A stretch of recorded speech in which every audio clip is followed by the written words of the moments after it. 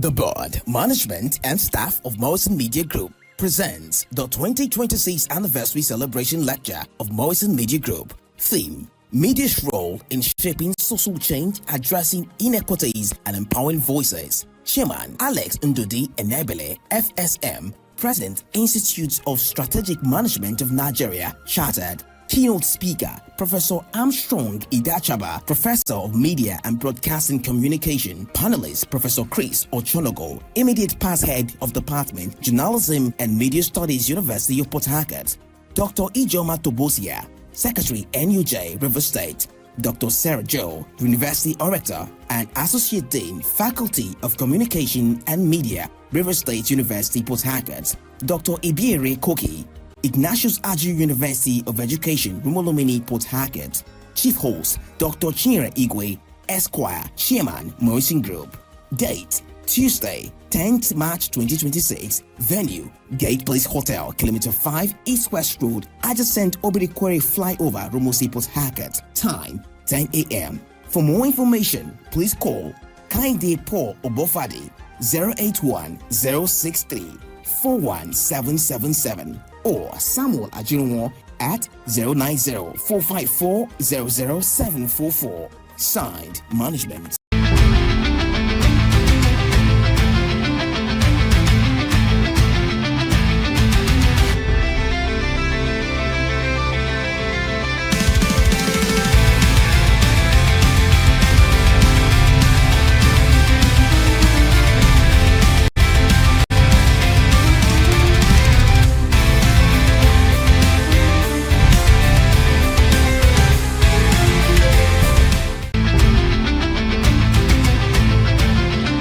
This is Atlantic Television Network. Welcome to Global News.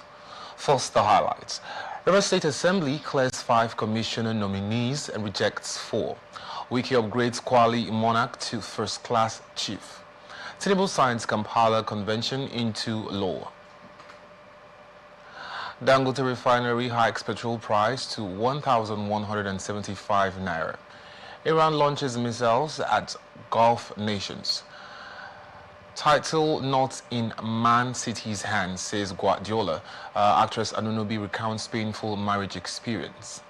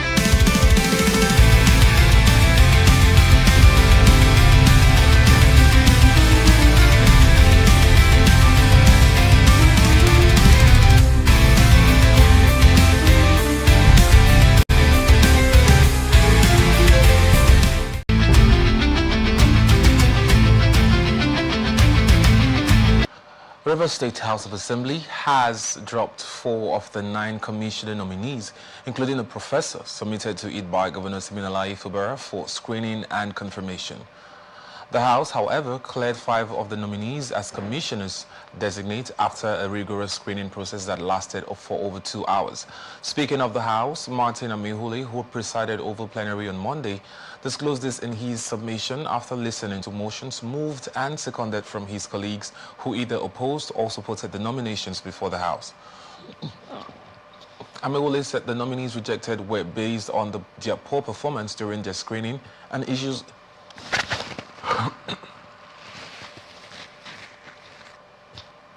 including petitions surrounding their nominations. Those whose nominations were rejected include Professor Datonye Alasia, Barrister Tamuno Williams, Otonye Amakri, and Charity Demoa, while the commissioner nominee given a clean bill of health by the lawmakers are Tonye Belgam, Professor Temple Onwafo, Dr. Peters Onwago, Lekwe Kenneth, and Amariga Edward Hart. The House then adjourned plenary to Tuesday, March 17, 2026. Professor Pat Otomi, a Lagos Business School expert, and other guest speakers have commended the role of the Commissioner in contributing greatly to nation building, particularly in the areas of education and healthcare, which remains in the most advanced sectors influenced by Christian values, in building stronger institutions, responsible leadership, and a culture of character in advancing national development. He made the call while delivering a keynote speech on the lecture, The Role of the Church in Nation Building, in honor of the birthday celebration of Reverend Dr. Chris Oahe, founder and senior pastor of Hilltop International Christian Center in Port Harcourt. ATN News completes the report. Professor Pat Otomi comments role of church in nation building. Professor Pat Otomi, a Lagos Business School expert, says the role of the church has contributed greatly to nation building, particularly in the areas of education and healthcare, which remain the most advanced sectors influenced by Christian values, in building stronger institutions, responsible leadership, and a culture of character in advancing national development. He made the call while delivering a keynote speech on the lecture, The Role of the Church in Nation Building, in honor of the birthday celebration of Reverend Dr. Chris Oahe, founder and senior pastor of Hilltop International Christian Center in Port Harcourt. Professor Otomi said, institutions and culture have historically played significant roles in human progress and stressed on pragmatic leadership for sustainable national development. He also said the church has contributed greatly to building effective institutions, particularly in the areas of education and healthcare, which remain among the most advanced sectors influenced by Christian values. The function of the culture of the years that the church has essentially helped society develop. Please, if you go back too far, go back 2 more slides or so. 1 more slide back. So, thank you. In therefore talking to the very important points of the role of institutions in development, the role of culture in development, I will speak to leadership, because people don't even know why leadership is important. Fundamental reason why leadership is important is because culture makes for human progress, and leadership sets the tone of culture. That is primary leaders do. Professor Otomi also expressed concern that many institutions in Nigeria are gradually being weakened rather than strengthened in an effort towards promoting responsible leadership and restoring moral values, which are essential steps towards national development. Religious institutions play some very important roles in shaping the values of society. When people are socialized into certain values, like hard work, like respect for the dignity of the human person, like tolerance and trust, integrity, those things invariably prepare those people who are formed imbibing those values to become leaders. And those leaders again then set the tone of culture, which drives progress.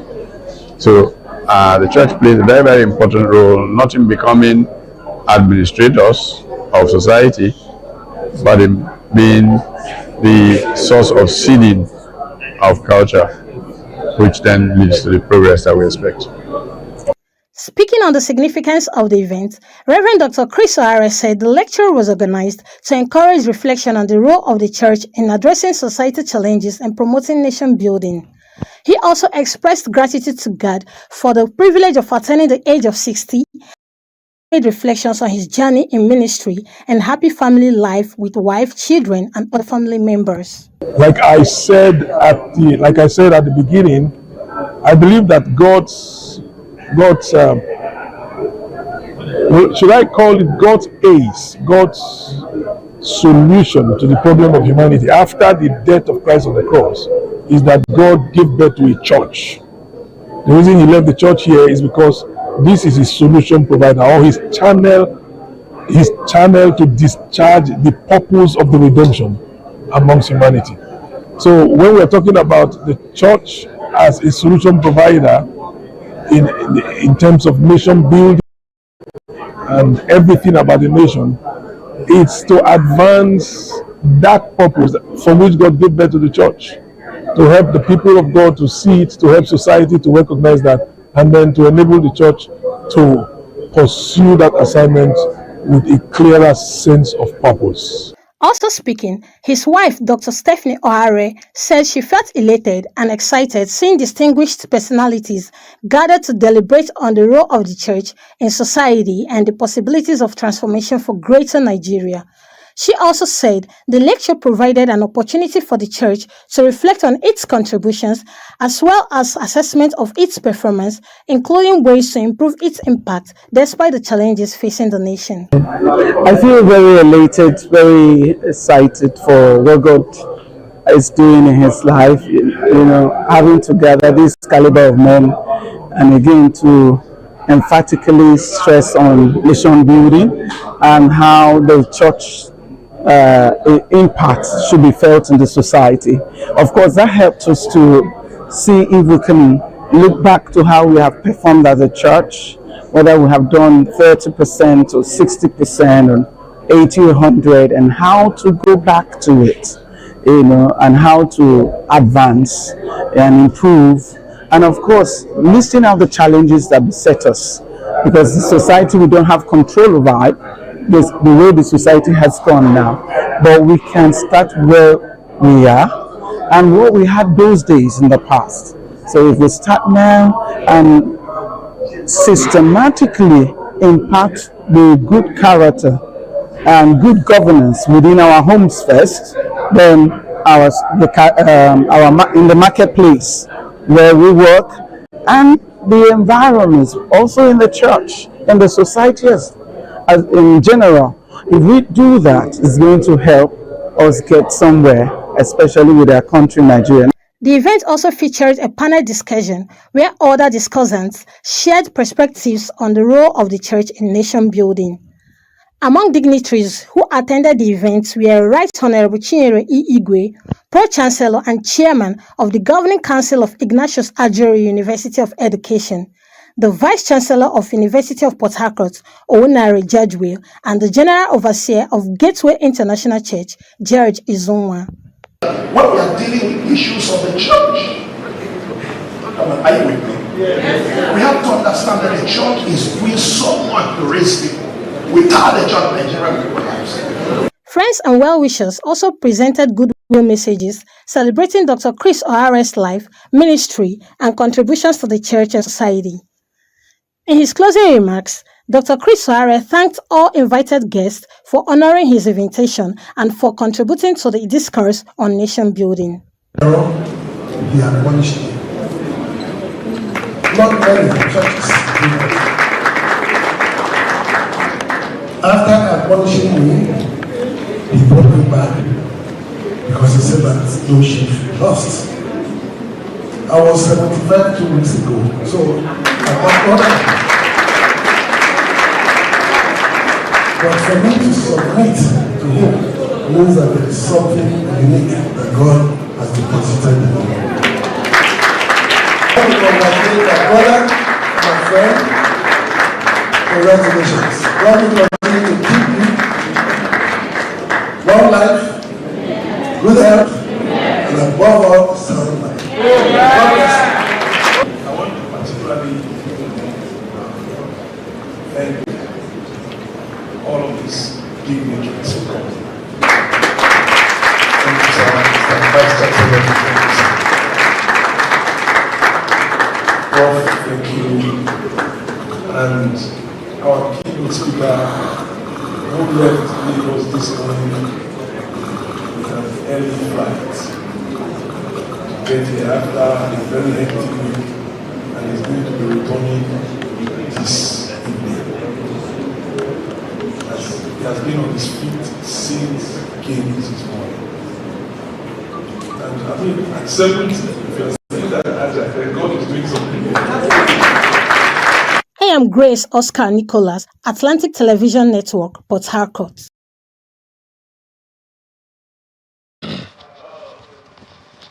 Angry youths from Ogoniland and the South to the streets of Port Harcourt on Monday, protesting the alleged neglect of the Federal University of Environment and Technology in Sakbewa, Rivers State by the Nigerian National Petroleum Company Limited. The youths under the auspices of the Ogoni Youth Development Initiative and the South Youth Initiative marched through major streets of the metropolis and called for urgent funding and support for the institution. This is coming after the global president of the Ogoni Youth Development Initiative, Imiabe Saviour, had in a news briefing last week issued a 7-day notice to the management of the NNPCL to heed the directive of President Bola Tinubu to fund the university and threatened to stage a protest if its call was not heeded. Speaking during the protest march on Monday, Saviour accused the NNPCL of not only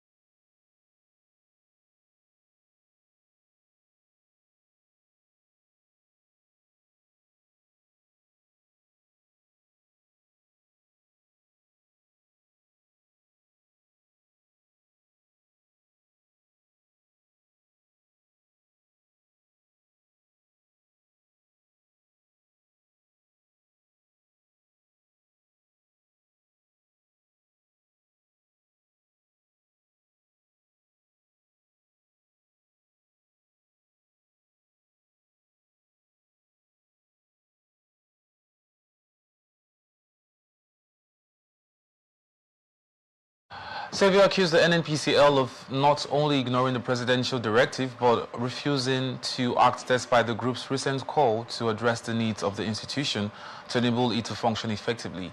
Speaking further, Saviour recalled that the federal government established the Federal University of Environment and Technology, SAKBEWA, on February 3, 2025, saying the NNPCL, which was reportedly mandated to provide financial support for the takeoff and development of the university, had refused to do so. He alleged that the failure to release funds had stalled critical infrastructure needed for the effective operation of the institution, while students contend with a shortage of hostel accommodation and lecture halls. Rivers State Police Command have arrested 4 suspected kidnappers who have been terrorizing Ikwere and Iche local government areas of the state and its environs. According to the police, their arrest followed a discreet investigation into the abduction of a lady on February 25,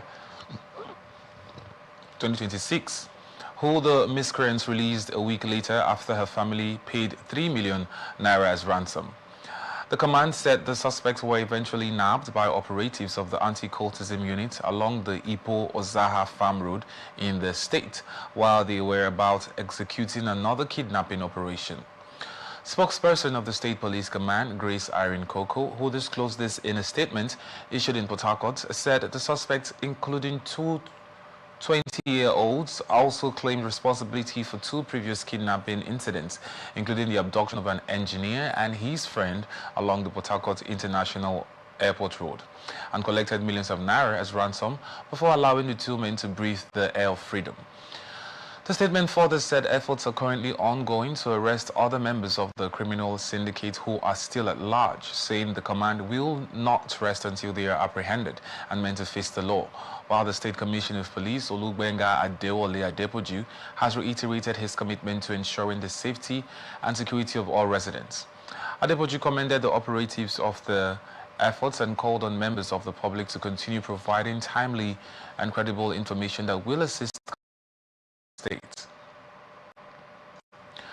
Edo State Governor Monday Okpebolo has settled the medical bills of a pregnant woman and her husband who are currently receiving treatment for severe burns following a fire incident in Ekpoma. A statement signed by the Chief Press Secretary to the Governor, Patrick Bojele, said the governor made the intervention during a visit to the Irua Specialist Teaching Hospital, where he also paid the medical expenses of several other patients admitted in different wards of the hospital.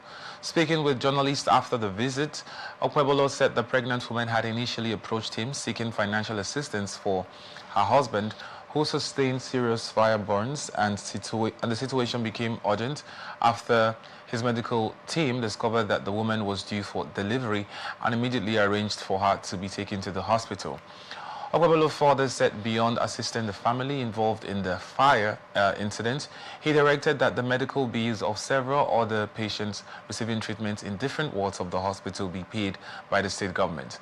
He said the gesture formed part of his administration's commitment to supporting residents of Edo State, especially those facing medical emergencies and financial difficulties, while patients and relatives who benefited from the governor's intervention expressed appreciation for the gesture, describing it as timely relief from the pressure of rising hospital bills. Edo State Police Command have arrested 3 suspected kidnappers, including a national of the Niger Republic, and killed another during state operations across the state. The command's public relations officer, Eno Ikoedem, who disclosed this in a statement, said one suspect was killed after a 4-man gang engaged operatives in a gun duel, while 3 other suspects fled the scene. But police operatives are already trailing them. Arms were also recovered from the gang's hideouts in a forest. According to the statement, the operations followed earlier reports of increasing kidnapping incidents in communities within Edo Central Senatorial District.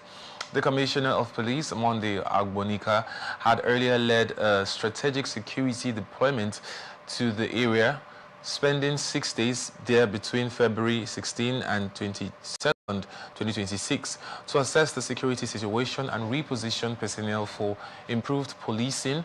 And during the exercise, forests around Obiaja were identified as major security flashpoints and subsequently placed under intensified surveillance.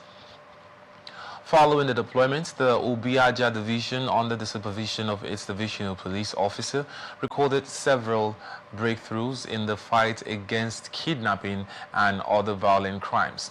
Ikoedem said the suspect had earlier been declared wanted by the command and was identified by members of the Auster Fulani community as a member of a notorious kidnapping gang. Nigerian Guild of Editor has inaugurated a research, training and publications committee to strengthen journalism practice, promote media scholarship and bridge the gap between academic training and newsroom realities. The committee, according to a statement co-signed by the NGE President Eze Anaba and the General Secretary Onoha Oke, was unveiled at the Editor's House, Ikeja, Lagos State, adding that the committee was set to enhance professional skills and promote journalism scholarship through book publications and research. The NGE President also said the Research, Training and Publications Committee was established to promote knowledge, skills and best practices in journalism and media through research, training and publications, and the body would conduct and support research on issues relevant to journalism and media practice, including studies on readership, viewership and listenership trends. In her reaction and on behalf of the committee, the chairman and fellow of the Guild, Professor Okunna, described the initiative as timely and significant. Commissioner of Police in Lagos, Jimo Olohundari, has banned the practice of covering vehicle number plates across the state, warning that the command will soon begin strict enforcement against offenders. The police chief also cautioned motorists against using vehicles with tinted windscreens that conceal the front and right side windows, as well as driving unregistered vehicles on Lagos roads. Olohundari disclosed this on Monday while addressing journalists after a meeting with officers and personnel of the state command to relay directives issued by the Kayode Egbetuku, the Inspector General of Police. He also said vehicle owners must ensure their cars are properly registered immediately after purchase, adding that enforcement of the directive will be carried out in line with respect for citizens' rights, and the briefing became necessary following instructions from the police chief during a meeting with senior officers earlier in March 2026, where issues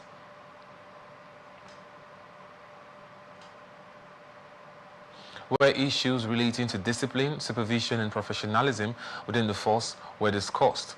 Olohundari said the Lagos Command began sensitizing officers on the new directives less than 24 hours after meeting, adding that the initiative is aimed at improving operational standards and strengthening service delivery, and stressed on the need for effective supervision of personnel to ensure strict compliance with human rights principles and globally accepted policing practices. Court of Appeal in Abuja has dismissed an appeal filed by the governor of Ondo State, Lucky Aiyedatiwa, challenging a ruling of the Federal High Court in Akure in a suit questioning his eligibility to contest the next governorship election in the state. In a unanimous judgment delivered by a three-member panel on Monday, the appellate court held that the trial court properly exercised its discretion when it granted an application by the plaintiff, Dr. Akindele Ogbuwalo, to amend his originating summons in the case. Justice Ukchechukwu Onyeminam, who read the lead judgment, ruled that Aiyedatiwa failed to show that the Federal High Court's decision to allow the amendment occasioned any miscarriage of justice or denied him the right to a fair hearing. The appellate court therefore dismissed the appeal for lacking merit and awarded 2 million naira in cost against the governor, while the ruling affirmed the November 24, 2025 decision of the Federal High Court in Akure, which granted Ogbuwalo leave to amend the originating summons in his suit challenging Aiyedatiwa's eligibility for re-election. Earlier in the proceedings, the Court of Appeal also dismissed an application filed by Aiyedatiwa seeking to set aside an order it made on January 27, 2026, staying further proceedings in the suit before the Federal High Court.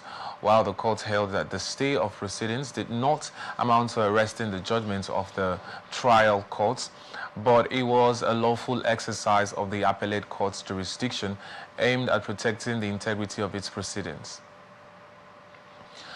Police operatives in Benue State have killed 3 suspected bandits during a gun battle and also rescued Senator Udende Emmanuel after his convoy was attacked in a separate incident in the state. A post shared on X on Monday by security analyst Zagazola Makama said the bandits were killed after security operatives responded to the killing of a 67-year-old man in Katsina Ala local government area. The attackers reportedly took the victim into the bush and later killed him after accusing him of giving information about the activities to security agencies. Following the developments, the divisional police officer DPO in Katsina Ala, working together with the DPO in Okum, mobilized patrol teams and tactical units to the area to track the suspects. Security operatives later confronted the bandits in a gunfight, during which 3 of the suspects were shot dead, and the body of the victim was later recovered and deposited at the mortuary of Zaki Ibiam Hospital. Meanwhile, the police also intervened in another incident involving Senator Udende Emmanuel, who represents Benue North East Senatorial District, adding that the senator's convoy was attacked by some youths during his visit to Suwa town in Vandeyinka local government area for a church service. Minister of the Federal Capital Territory, Nyesom Wike, has upgraded the traditional ruler of Kwali, Esukwali, His Royal Highness Luka Ayedo Nizasam III, to a first-class chief. During the visit, which served as both an interactive session and an appreciation rally, the minister announced the immediate upgrade of the Kwali traditional ruler's stool to a first-class chieftain, citing the monarch's steadfast support for the president's administration. Minister of the Federal Capital Territory, Nyesom Wike, has approved the confirmation of appointments for 1,659 staff of the Federal Capital Territory Administration, and the confirmed staff were among 2,281 candidates who sat for the confirmation examination conducted by the FCT Civil Service Commission on February 28, 2026. A statement signed by the Senior Special Assistant to the Minister on Public Communications and Social Media, Lere Olayinka, said the chairman of the FCT Civil Service Commission, Emeka Eze, said some of the workers who took the exam were employed as far back as 2016 and 2019. The statement also said the FCT Civil Service Commission has also concluded plans to conduct both the 2025 and 2026 promotions as approved by the Minister and in line with President Bola Tinubu's commitment to renewing the hope of the FCTA workforce. There was pandemonium at the Federal Secretariat Monday morning as fire engulfed part of its building, and the fire engulfed the head of Civil Service Office section of the Secretariat. The incident caused a diversion of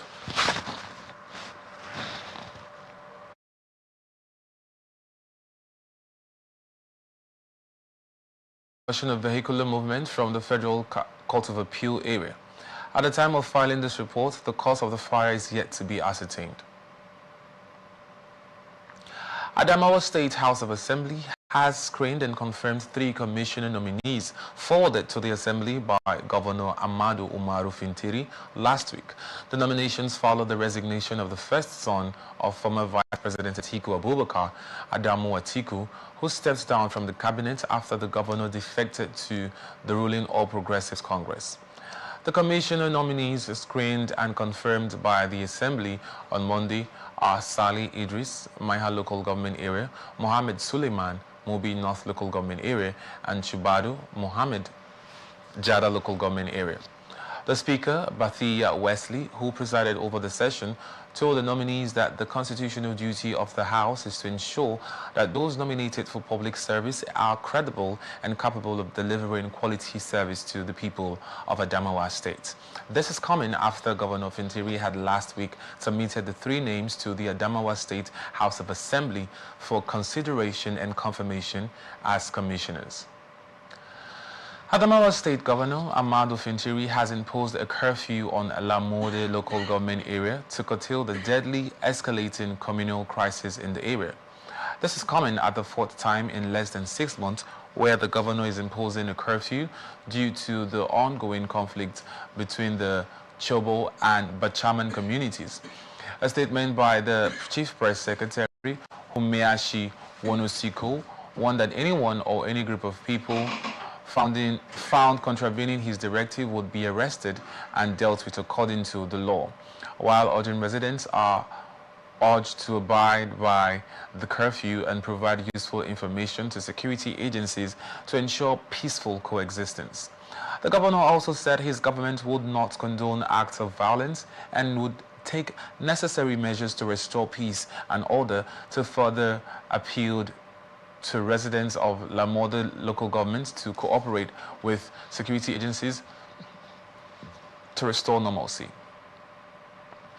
Kebbi State government has cautioned religious leaders in the state against delivering sermons capable of inciting the public against the administration of Governor Nasser Idris. The government said the present administration has made notable contributions to the development of Islam and religious institutions in the state, stressing that claims suggesting otherwise were misleading and deliberate attempts to distort facts and provoke public resentment. The Commissioner for Religious Affairs, Mohammed Sani Aliyu, issued the warning during a press briefing in Birnin Kebbi and urged religious leaders to remain focused on their primary responsibility of providing spiritual guidance to the public rather than allowing themselves to be drawn into political disputes that could mislead followers. He was reacting to recent criticisms by Islamic preacher Bashir Jagger, who reportedly claimed that the current administration had done little to support religious activities in the state, while the commissioner described the remarks as inaccurate, insisting that the government had taken significant steps to strengthen religious institutions and promote Islamic affairs. Aliyu also said several previous administrations had been unable to establish the ministry to coordinate religious activities until the current government demonstrated the political will to actualize it. Borno State Police Command has urged residents to remain vigilant and security conscious as Muslim faithful enter the final 10 days of the holy month of Ramadan. A statement signed and released on Monday, the command spokesperson ASP Nahum Daso said the period often sees increased movements and gatherings, particularly during Tafsir, Iftar and night prayers, and following directives from Commissioner of Police CP Naziru Abdul Majid. Daso said patrols, surveillance and strategic deployments would be intensified across Maiduguri and other parts of the state to ensure public safety. The advisory comes against the backdrop of Borno State's long-standing security challenges in Nigeria's northeast, where insurgent groups have historically exploited periods of mass religious assembly. Meanwhile, the police reiterated that security is a collective responsibility and urged continued cooperation from the public. Troops of Operation Hardin Kai, supported by fighter jets from the air component, have destroyed an attack by terrorists on a military base in Goniri, Yobe State. A post shared on X on Monday by security analyst Zagazola Makamu said the terrorists infiltrated the military location and engaged troops in a heavy gun battle after breaching the defensive perimeter. The troops on ground reportedly sent a distress call, prompting a swift response from the air component of Operation Hardin Kai, adding that the aircraft dropped 2 bombs on the terrorist locations with precision, killing several of them.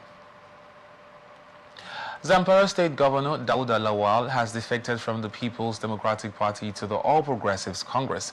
A statement issued by the governor's media aide, Nuhu Anka, said the defection followed his principal's engagement with party leaders, elders and supporters in the state, and the governor's decision was influenced by the internal challenges within the PDP and at both the national and state levels. Anka said it had become necessary for the governor to align with a political platform that provides greater unity, stability and stronger cooperation with the federal government for the benefit of the people. He also said the final decision followed a meeting held at the government house in Gusau involving top government officials and key political stakeholders in the state, and also expressed appreciation to members of the PDP for their support over the years, stressing that the prevailing political circumstances made the move necessary. You're watching the Global News and Atlantic Television Network. We will be back after this break.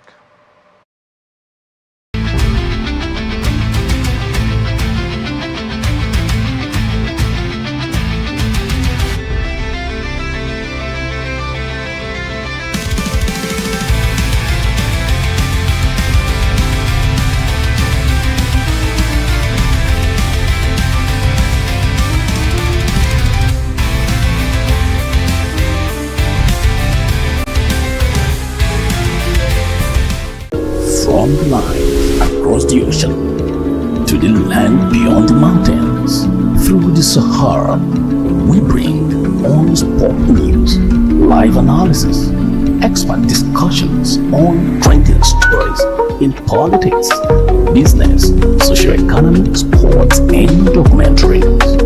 So catch all the updates on the happenings around the world. Stay focused on the fact today. On 18.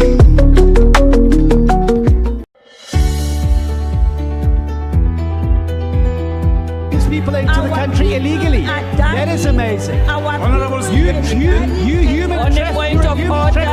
Honorable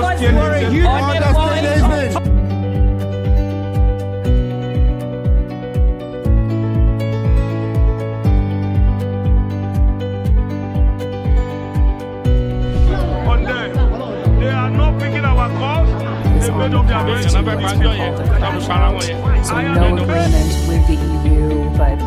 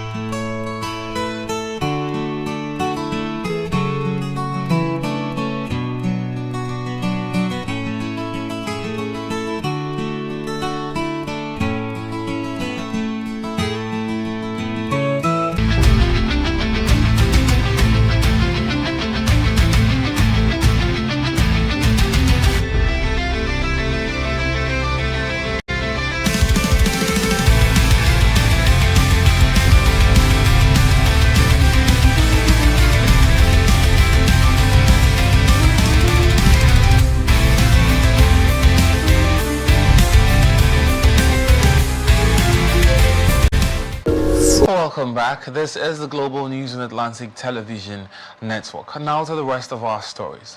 President Bola Ahmed Tinubu has signed the African Union Convention for the Protection and Assistance of Internally Displaced Persons, also known as the Kampala Convention, into law, strengthening humanitarian protection and safeguarding the rights and dignity of displaced Nigerians. Previously passed by both chambers of the National Assembly, the law domesticates and enforces the Kampala Convention in Nigeria, aiming to eliminate the root causes of internal displacement in line with the Constitution and relevant national and international instruments. This is coming after 2009, Nigeria, alongside 32 other African Union member states, including Angola, Cameroon, Chad, Ethiopia, Mali, South Sudan, and Zimbabwe, ratified the convention, and the act provides a legal and institutional framework to prevent, mitigate, and resolve internal displacement, ensure protection and assistance for IDPs, uphold their human rights. It is also designed to define the responsibilities of government agencies and non-state actors, and also promote gender-sensitive approaches, coordination and cooperation among stakeholders, and encourages solidarity and durable solutions for displaced populations. While Nigeria faces severe humanitarian crisis with millions of IDPs living in informal camps plagued by extreme poverty, hunger, disease, and insecurity. Causes include Boko Haram insurgency, banditry, farmer heather, conflict, and natural disasters. The domestication of the Kampala Convention is expected to address overcrowding in shelters, improve access to health care and education, and provide a more structured national response to displacement. Minister of Budget and Economic Planning, Abubakar Bagudu, says the federal government is exploring innovative financing options, including partnerships with development partners to support the conduct of a new national population census in Nigeria. Bagudu disclosed this during a familiarization visit by the chairman of the National Population Commission, Aminu Yusuf, who led a delegation of federal commissioners and senior officials of the commission to the ministry's headquarters in Abuja. A statement by the Federal Ministry of Budget and Economic Planning, the minister acknowledged the financial challenges associated with conducting a modern national census, but assured that the government was committed to ensuring the successful implementation of the exercise.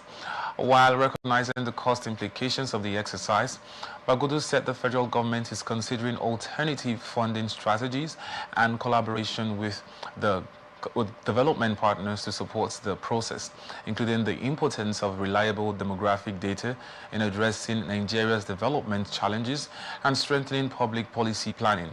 He also said the credible population data remains essential for national planning, equitable distribution of resources, and the design of policies that reflects the realities of citizens across the country, stressing that meaningful development cannot take place without accurate information about the country's population, including where people live, the conditions under which they live, and the economic opportunities available within their communities.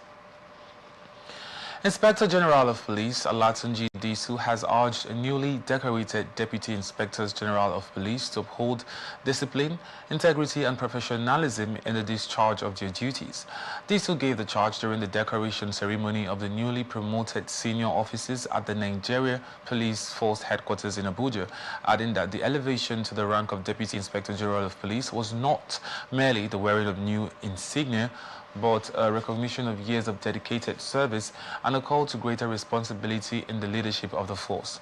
According to him, the rank represents one of the highest levels of professional trust within the police and demands wisdom, courage, and a strong commitment of justice and service, stressing that the security environment had become increasingly complex, with challenges ranging from organized crime and cyber-enabled threats to violent criminal networks.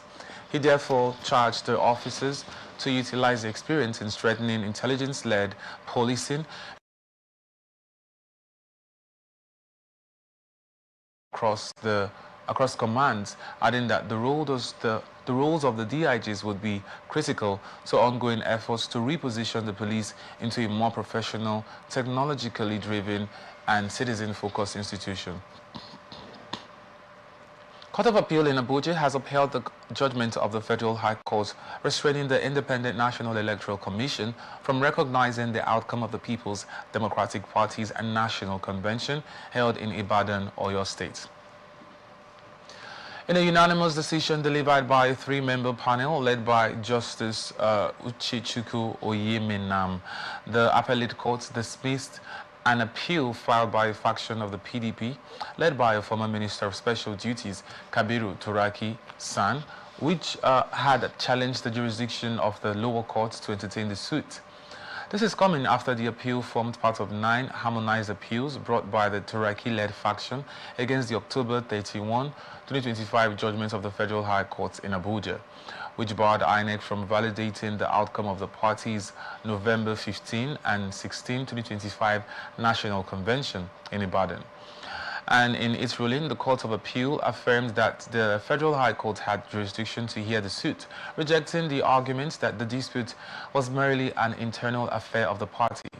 Justice Oyeminam further held that the PDP failed to comply with the constitutional and statutory provisions required before a valid national convention could be held, while the court stated that no valid notice of the convention was served on INEC as required by law, and that valid Congress were not conducted in more than 14 states before the convention was convened. The appellate court stressed that compliance with the provisions of the 1999 Constitution, the Electoral Act 2022, and the party's constitution and guidelines is fundamental to democratic governance, while the appellate court consequently dismissed the appeal and awarded 2 million naira in costs against the appellants.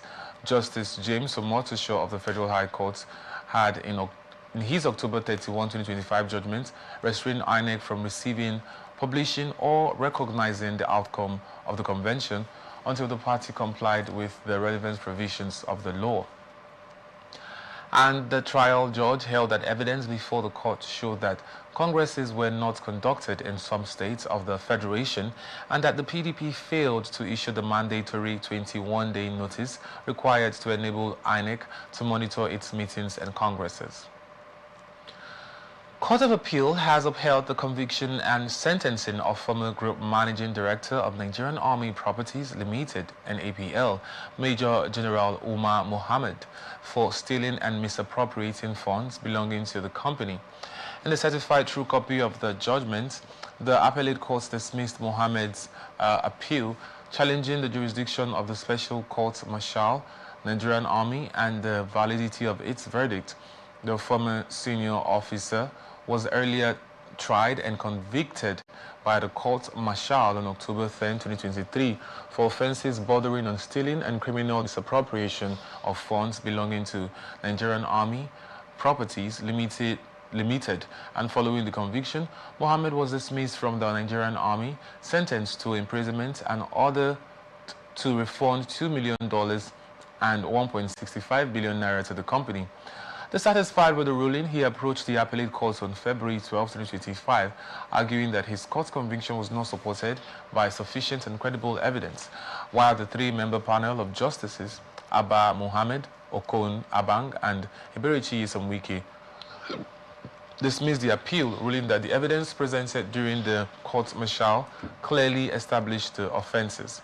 According to the certified judgment issued on Monday, the court held that the Special Court Martial,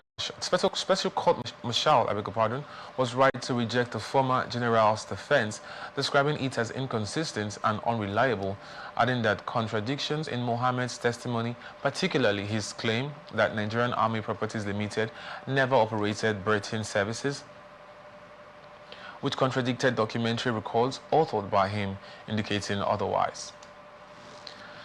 African Democratic Congress (ADC) has urged the police to arrest and probe the chairman of Ikwere local government area in Rivers State, Charles Nwobodo, over an attack on the convoy of former Rivers State Governor Rotimi Amechi. This is coming after the incident occurred on Friday, March 6, 2026, along the Omuamua axis when Amechi traveled to his hometown, Ubima, for party registration. The ADC made the call while briefing journalists in reaction to comments by the council chairman following the incident, while Rivers State chairman of the ADC, leader Bari insisted that the individuals who blocked the road were hoodlums, not members of any recognized vigilante group. According to him, the attackers fired first at security operatives escorting the former governor, prompting a response from the personnel, and urged security agencies to arrest and investigate the Ikwere local government chairman, insisting he should provide information about the incident. On his part, Temple Chinedu, the ADC chairman in Ikwere local government area, alleged that party members had faced threats even before the incident. Court of Appeal sitting in Abuja has upheld the suspension of the former National Secretary of the People's Democratic Party, PDP, Senator Samuel Anyanwu, legal advisor Kamaldeen Ajibade, deputy legal advisor Okechukwu Oswoha, and national organizing secretary Umaru Baturi. The court upheld their suspension while also upholding the judgment of the Federal High Court delivered by Justice James Omotosho that the National Working Committee, NWC of the PDP, suspended Anyanwu and the others on November 1, 2025. The appellate court on Monday upheld the October 31, 2025 Abuja Federal High Court judgment, which restrained the Independent National Electoral Commission (INEC) from recognizing the outcome of the 2025 National Convention of the People's Democratic Party (PDP). Nigerian Education Loan Fund has released more than 206 billion naira in loans to support students in tertiary institutions across the country since the program began. According to the fund's daily status reports issued on Monday, a total of 206.29 billion naira has so far been disbursed to 1,164,222 students who successfully applied for the scheme, and the loan program has reached students in about 270 tertiary institutions nationwide. A breakdown of the disbursement indicates that 128.84 billion naira was paid directly to higher institutions to cover tuition fees for the beneficiaries, while 77.45 billion naira was paid to students as upkeep allowances to support their living expenses while studying. NEL Fund was set up by the federal government following the enactment of the Students' Loan Act. The initiative is designed to assist eligible students in public tertiary institutions with funds for tuition and daily expenses, particularly those who may struggle to finance their education. Under the scheme, beneficiaries are expected to begin repayments after completing their studies and securing employment, while the arrangement is intended to make the program sustainable while ensuring that students are not burdened with repayments before they are financially stable. Joint Admissions and Matriculation Board has remitted a total of 1.57 billion naira, to computer-based test centers that participated in the 2026 Unified Tertiary Matriculation Examination Registration Exercise. A statement signed by its public communication advisor, Fabian Benjamin, said the payment represents the 700 naira registration fee collected on behalf of CBT centers from candidates during the UTME registration process, adding that it collects the 700 naira registration fee together with the e-PIN registration charge and remits the total directly to accredited CBT centers on a weekly basis. Under this arrangement, candidates who purchase the UTME e-PIN are not required to make separate payments at CBT centers and can register at any accredited center of their choice. And the initiative has reduced unauthorized charges and strengthened the adoption of cashless registration, particularly among privately owned CBT facilities. This is coming after the 2026 UTME registration closed on February 28, and the examination is still scheduled to hold nationwide from April 16 to April 25, while the direct entry program registration started on March 2nd and will end by Saturday, April 2025, 2026. Atlantis Pediatric Hospital has responded to the interim suspension of its chief medical director, Atinuke Uwaje, by the Medical and Dental Practitioners Investigation Panel that it remains confident its medical professionals acted within the bounds of their professional responsibilities. This is in reaction to an outcome of a panel set up by the MDCN, which suspended the medical doctor of Care Multi-Specialist Hospital, Dr. Tunde Majio-Kudumi. Its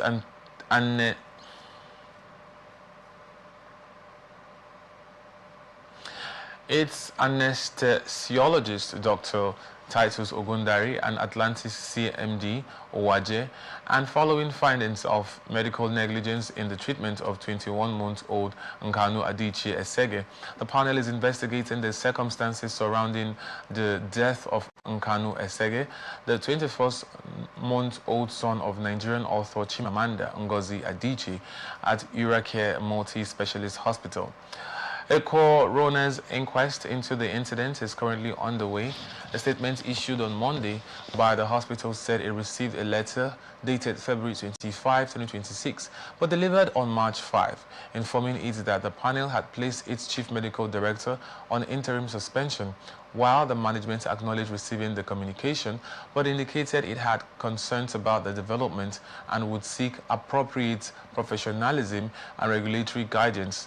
The hospital also said the matter is already before the Lagos State government's courts, which is investigating the circumstances surrounding the child's death, while the ongoing court proceedings influenced its decision to limit public commentary on the matter. The Atlantis Pediatric Hospital said it would fully cooperate with the coroner's inquest and any other lawful process aimed at establishing the facts surrounding the incident. And now to our business news. Cost of goods and services across Nigeria is expected to rise further following a fresh increase in petrol prices after the Dangote Petroleum Refinery raised the gantry price of premium motor spirits to 1,175 naira per litre, marking the third upward adjustment within a week. The latest price revision comes hours after the projected that time within a week, following the temporary suspension of petrol sales at the refinery on Sunday.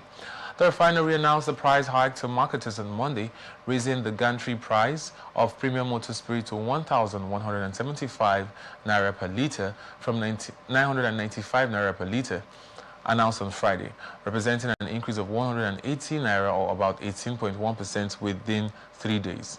A senior official of the refinery, who spoke on condition of anonymity because he was not authorized to comment publicly, confirmed the adjustment to our correspondent, stating that the revision had already been communicated to marketers and depot operators. The new price is the third surge in petrol prices within a week, following adjustments that pushed gantry prices from 774 naira to 995 naira per litre.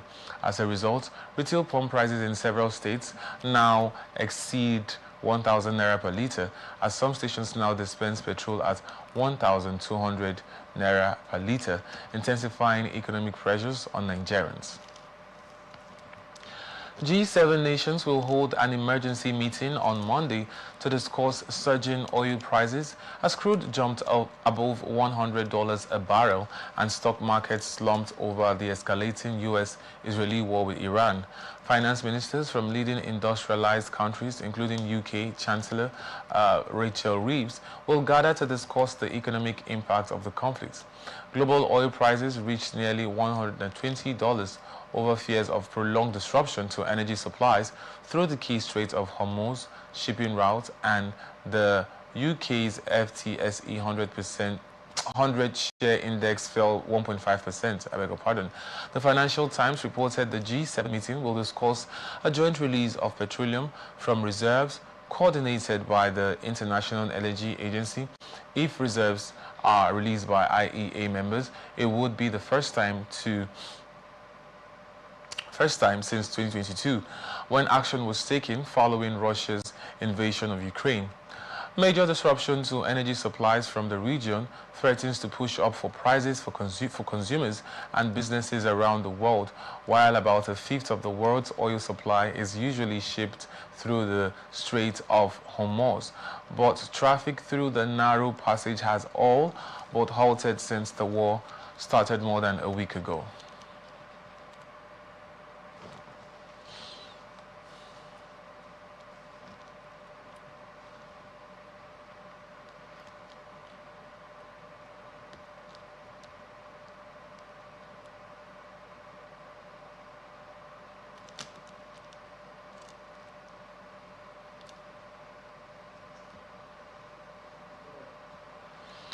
Iran fired missiles at Israel and Gulf nations early Monday after the Islamic Republic named Mojtaba Khamenei its new leader to succeed his late father, despite threats by the United States and Israel to target him next. 9 days after US-Israeli strikes killed Ayatollah Ali Khamenei and plunged the Middle East into war, Iranian clerics picked the country's third supreme leader since the 1979 Islamic Revolution, while Israel launched a new wave of strikes, this time targeting infrastructure in central Iran as the expanding war sent stocks plunging and crude price surging 30% on supply disruption fears. Saudi Arabia intercepted drones headed for an eastern oil field, while the United Arab Emirates and Kuwait reported missiles attack, and Bahrain said sirens were activated while Khamenei's appointment was declared on Iranian state television, with the presenter solemnly reading a statement from the 88-member Assembly of Experts next to a picture of the new 56-year-old leader. The war came weeks after Iranian security forces crushed nationwide protests against the government, killing thousands, and the younger Khamenei is considered a fellow hardliner who will pursue his father's rejection of dissent, while U.S. President Donald Trump had previously dismissed the Mojtaba Khamenei as a lightweight and insisted Sunday again that he should have a say in appointing a new leader. Foreign Minister Abbas Araghchi said the naming of the new leader will guarantee national sovereignty and territorial integrity, as he led Iranian diplomats in declaring our allegiance to Khamenei.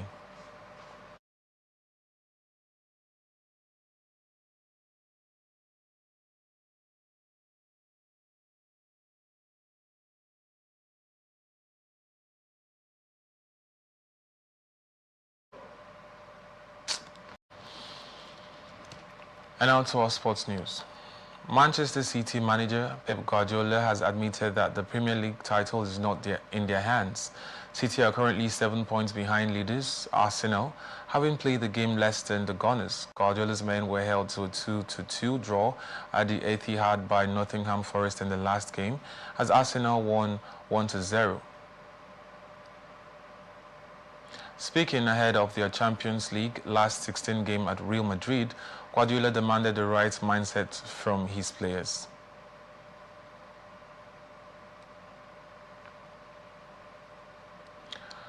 Veteran Nollywood actress and evangelist Yukire Anunobi has opened up about the painful experience she endured during her marriage to her ex-husband, Charles Eku. The actress became and addressed her ex-husband directly, insisting that her account was truthful. The actress revealed that despite warnings from her parents, she chose to remain in the marriage with hopes that things would improve. The union became emotionally and financially difficult, as she claimed she was the one carrying most of the responsibilities.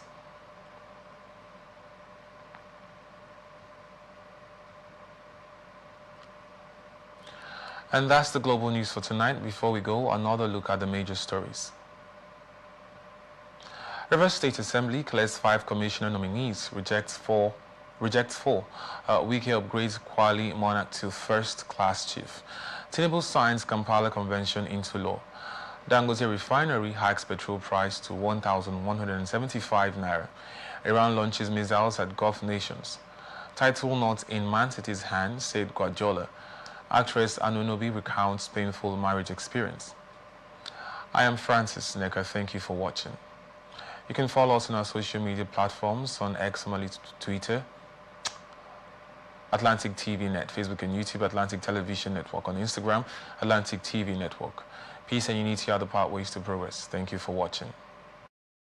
The board, management, and staff of Morrison Media Group presents the 2026 Anniversary Celebration Lecture of Morrison Media Group. Theme: Media's role in shaping social change, addressing inequities, and empowering voices. Chairman Alex Ndudi Enebele, FSM, President, Institute of Strategic Management of Nigeria, Chartered. Keynote speaker, Professor Armstrong Idachaba, Professor of Media and Broadcasting Communication. Panelist, Professor Chris Ochonogo, Immediate Past Head of Department, Journalism and Media Studies, University of Port Harcourt. Dr. Ijoma Tobosia, Secretary, NUJ, River State. Dr. Sarah Joe, University Orator and Associate Dean, Faculty of Communication and Media, River State University, Port Harcourt. Dr. Ibiere Koki, Ignatius Aju University of Education, Rumolomini, Port Harcourt. Chief Host, Dr. Chinyere Igwe, Esquire, Chairman, Morrison Group. Date: Tuesday, 10th March 2026. Venue: Gate Place Hotel, Kilometer 5, East West Road, adjacent Obirikwere Flyover, Rumosi, Port Harcourt. Time: 10 a.m. For more information, please call Kainde Paul Obofadi 081-063-41777 or Samuel Ajinwo at 090-454-00744. Signed, Management.